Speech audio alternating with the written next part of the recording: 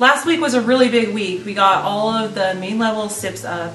This week though, it's like odds and ends week. We got a lot left to do, and our big goal is to get the upstairs loft floor done, and if we get that done, then we can just keep moving on. Yeah, a lot of little things this week to make things happen. You know, you get thinking, oh man, we're gonna go slam out that tongue groove and, you know, do this or that. And it's like, oh wait, you're not. Wait, you gotta build this wall downstairs for it to rest on, or, you know, you gotta build the chimney chase. So a lot of little things had to go to be in play to make the rest of the week flow. But the interior walls we had to build, and you know, you have to figure out if they're a plumbing wall or if they're a load-bearing wall, and then you have to figure out what size lumber, so 2x4 or 2x6. But you build them like a normal wall. You just frame them out, interior walls, and stand them up and put them in place. They're pretty simple to do. It should have been more simple, but like with all these beams in the way, it's not like you can just stand a wall because there's like a beam in the way. So you go to stand a wall and it doesn't go past. So we had a situation. We ended up cutting the wall in half, just put it that way. So the chimney walls were a lot easier to put up. So we just threw those up, and we just basically like cut your bottom plate, cut your top plate. We actually have a double bottom plate because we're going to fill the bottom floor with concrete for a heated floor. And then just nail your studs in place and stand that wall. So that went really fast. And once we got the walls up, we can start doing the ceiling finish, and it is tongue and groove. Basically, you just put it right on top of all the beams and nail it on the backside to all of the beams upstairs.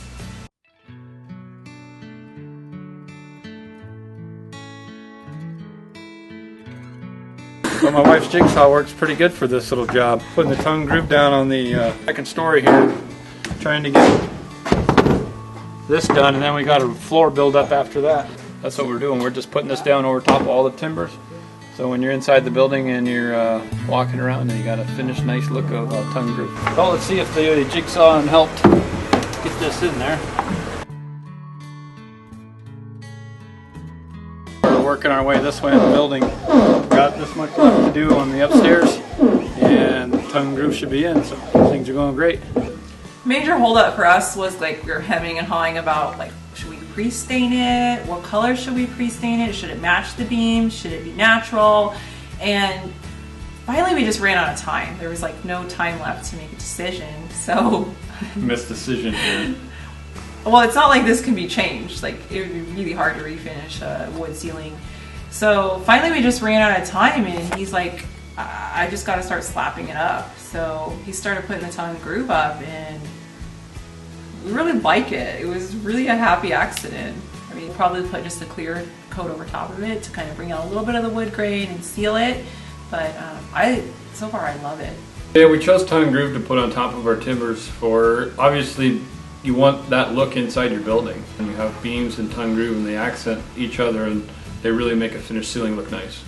Tongue groove is also super easy to install. You're installing it working below you instead of trying to work over your head, so you're just laying it on the beam and nailing it down. The alternative would be like drywall jacks and screwing drywall off, and then you have to go cover those screw holes. So as far as the ceiling finish, it goes up much faster and easier than working above your head. It would have been really nice just to use like 2x tongue and groove up on top of those beams, and then that'd be the finished floor. We've actually done that on a cabin, and it's a pretty popular way of building up here in Alaska, where we like things a little bit more rustic and unrefined. But the problem is that we did that, there'd be nowhere to run plumbing or electrical or any of the utilities throughout the house. Like, the floor buildup upstairs is you don't really want to do it. I mean, obviously, because there's a simpler way to do it if you're building just a floor, 2x material. But in a house, you have HRVs, you have plumbing, you have heat lines that go to each bedroom, wiring, and so some of that stuff has to go into cavities that can be concealed into a floor or a ceiling or a wall. Borders, we had to splice them, so we just overlapped them and took the piece that we cut off. It's going to be nice to do this extra step because we'll be able to run all our utilities, and it'll provide a little bit of soundproofing because you'll have that cavity. You won't just have like kids jumping in their bedroom on the ceiling and you're right below it in your dining room. As you can see, the tongue groove is down in place, and that is our finished ceiling from underneath. Then we have these 2x8s. These are our joists, and from here we can basically put ducting, heat pipes, electrical. All the utilities can run in here. So this is your finished floors up here. Yeah, and see how the plywood ties in underneath that SIPs. That's how this the building got tied in, because we needed to build this floor first, because the plywood goes to the outside of the building on the lower floor SIPs. Then we could start on the second floor, go up. So thanks for watching this week, and hopefully you're enjoying the series. So until next week, we'll see you then.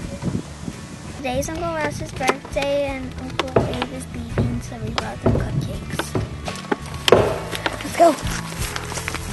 Hey, what you got? Surprise! Say it. Say surprise. What is your... Thank you! Say happy birthday. Are you gonna die? Ooh, Is that good?